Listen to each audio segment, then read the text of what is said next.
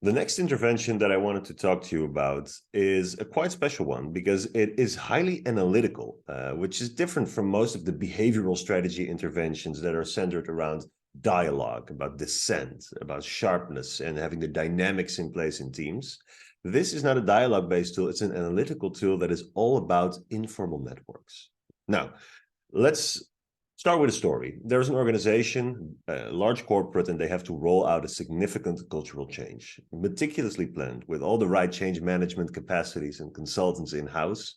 It's being rolled out from the boardroom to the C-suite, to management, to the team leads. Everything is going according to the book, and yet there are problems. Communication is coming to a halt. Information is not reaching the right places. Stakeholders are getting disengaged. They're even starting to form some type of resistance, but they just cannot put their finger on where the problem is occurring. That is where an organizational network analysis would come in handy. This will help you understand your stakeholders beyond the organizational chart, and it's an analysis that will uncover who influences who and what the central nodes of influence in your team, department, or entire organization are. Let's dive into it and do this example where on the left we see a typical organizational chart, which is great. It's very useful as well, and it has its specific use cases, but of course it also has its limitations. It shows a formal vertical hierarchy often, and it can help you understand who's in what position. But then on the right, we see an organizational network analysis. This looks highly dynamic. It's vastly different from what we see on the left. We see a lot of hubs and spokes, and the hubs are the stakeholders or the stakeholder groups that have informal influence, which is often even more important than formal influence. These are the stakeholders that employees go to with their problems, when they're in doubt, when they don't know what decision they have to make, when they're unsure about a management policy. These are the people that have a lot of influence, but are often invisible on the original org chart or not in the right position. So that is a problem, and you can uncover that by using this style of analysis. Let's dive a bit more into what it actually is. So it is technically quite easy, actually, and we'll talk a bit more about that later. But to understand organizational network analysis, you have to understand the fact that it helps you see who influences who talks to who, and around what stakeholders or stakeholder groups is influence centered. So it helps you identify those key influencers, and by understanding where those nodes are, it's going to become a lot easier to roll out a change initiative.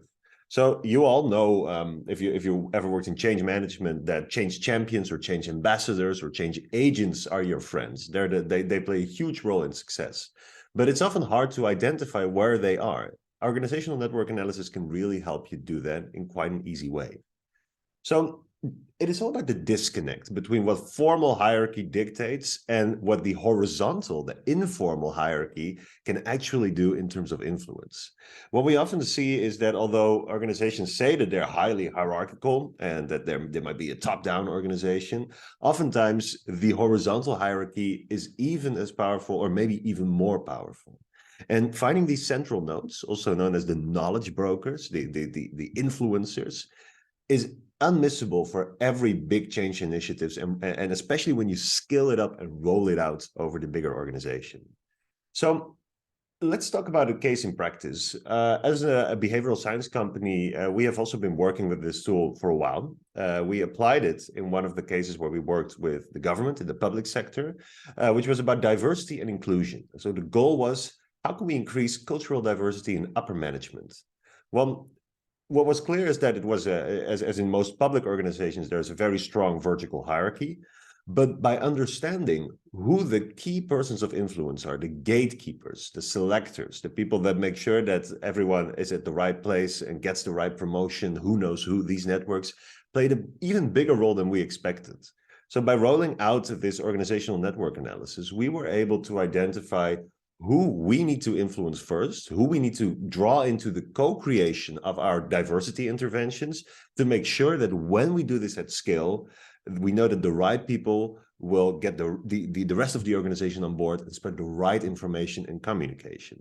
So it's all about finding those key stakeholders. This might still sound a bit vague, because how does that work? So organizational network analysis is actually quite easy in practice when you have the right capabilities and resources. Now, when you work in a large organization, the chances are big that you have a data analysis or maybe even a data science department. And for them, this should be a piece of cake. So the first step, even before this checklist, would be to really make sure that you have those capacities and don't do everything on your own. You have to identify the need for an organizational network analysis. So maybe you see that a change is being blocked, or you want to make sure that your change will work at scale. Then you need to assemble a team. Where do you want to conduct this analysis? Maybe you want to start small at a team of maybe 40, 50 people. Maybe you want to do an entire department. Or maybe if you're already used to doing organizational network analysis, you're going to roll it out throughout the entire organization. Now comes the most interesting part, which is how can you collect and visualize data? There are many ways in which you can do this. Some organizations go even as far as to use email data and to use call data on Zoom and Teams, for example. But you can make it easy as well. You can use an existing network survey. Now, these are template network analysis surveys that are freely available that ask employees questions like, who do you know in this organization? You get a list of names, and they score the people that are in this organization by saying, well, I know this person, I'm quite close to that person, and actually I see this person multiple times a week for work or not work related events. So you really get an easygoing questionnaire that kind of digs deep into how people are aware of each other and how people are in relationships with each other in that team or department.